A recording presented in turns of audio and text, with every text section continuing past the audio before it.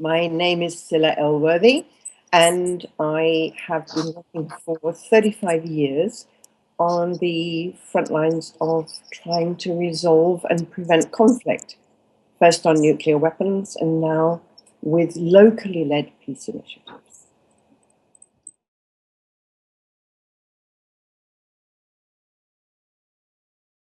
Peace Direct works to support people in areas of hot conflict who are struggling against very, very substantial odds to lead local initiatives, mainly to prevent, but also to transform conflict. And by that we mean bridge building, liberating child soldiers, finding very innovative ways to dispose of weapons and to enable people to get into dialogue.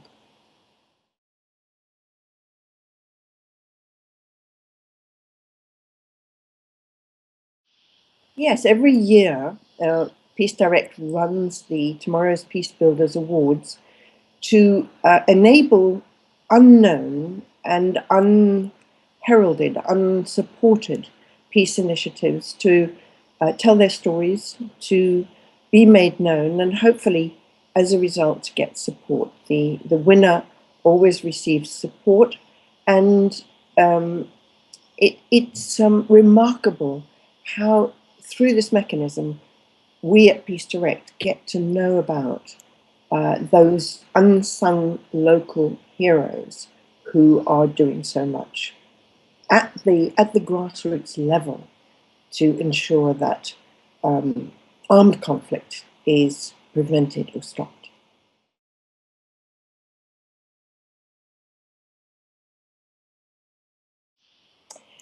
I was asked way back in 2005 to assist a wonderful team at Virgin Unite to help build the idea that Peter Gabriel had, that the world is a global village now and it needs global elders to lead it wisely.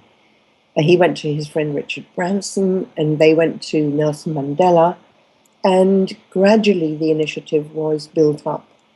And now the elders, who include Kofi Annan, is now the chair. He replaced Desmond Tutu, who was the first chair.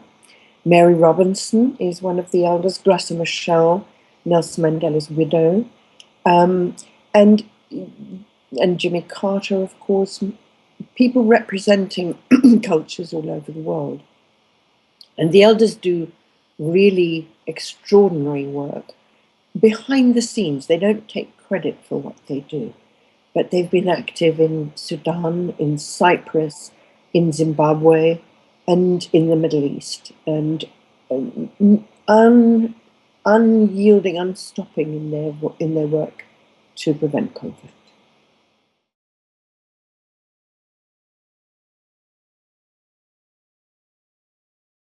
Oh, well, the elders emphasize this as well, because they've had a campaign recently to try to reduce child marriage and the trafficking of young women. But what we know is that when women are able to come to the fore in peace building, and in all our research on locally led initiatives, women are the ones who create and lead the most sustained peace initiatives.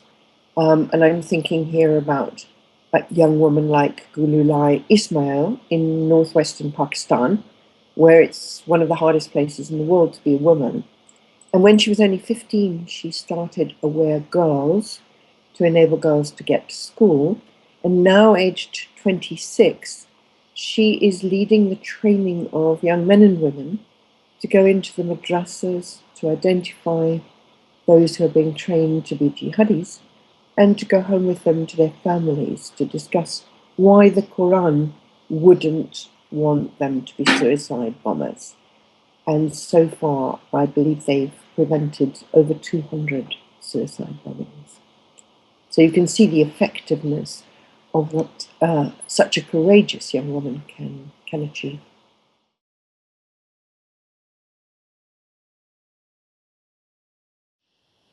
Well, I first learned about the International Day of Peace when Jeremy Gilley managed to persuade the United Nations to set this day up.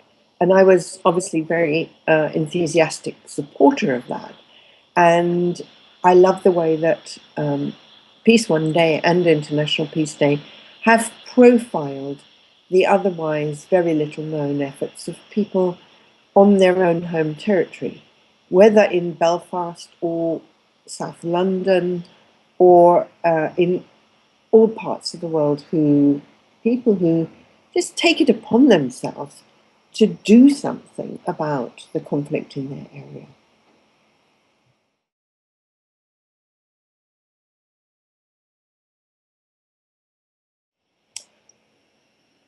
Peace Day means to me a day when people can take a deep breath and think about and send their deepest heartfelt wishes to those who are, as it were, acting on our behalf all over the world to stop people getting killed. They're basically risking their own lives to stop others getting killed. And that's one thing we can do. And the other thing we can do is to make sure that we use our skills in our own families to promote peace and to resolve long-standing misunderstandings and anguish.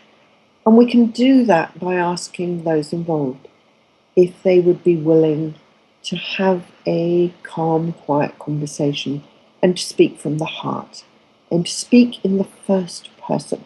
That's the best way to resolve a personal conflict, is to say, this is what I feel and this is what I've experienced, and I would love to hear how you are in this conflict, and then really listen.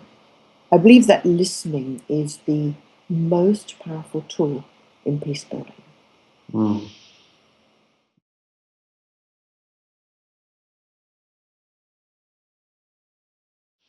Oh my goodness.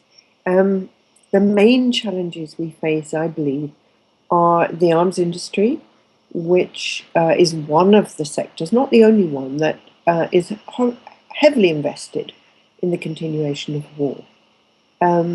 There are obviously many other people who make a lot of money out of war, those who take advantage of chaos for trafficking of weapons, women, money laundering, and so on. And also those who are simply involved in a massive power struggle on their home ground that they can't or won't resolve.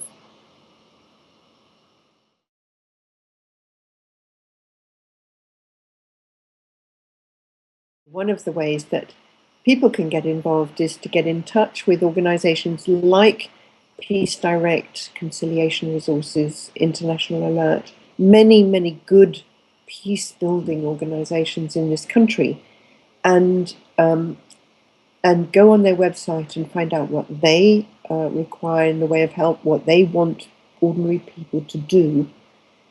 And the other way is to join women's organizations that are prominent now in helping to build peace, like Rising Women, Rising World. Go on their website and have a look and see what they recommend and what action they would like.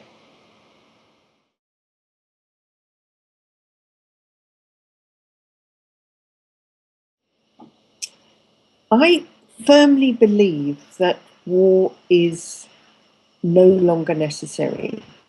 The threats that we humankind, human beings, have created, like climate change, like migration, like the rich-poor gap in the world, like refugees, like even terrorism, are not susceptible to being resolved by more weaponry. We're moving into a different era now when we need to take action to meet the human manufactured threats to our security. And it gives me hope that so many people now understand this. At a meeting with the Dalai Lama last week, there was a huge upsurge from 2,000 people ready to get involved and support this new idea that war is no longer necessary.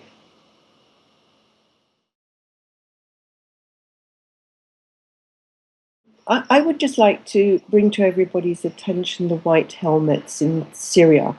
They're the replacement for the civil defense forces in Syria, which no longer exist.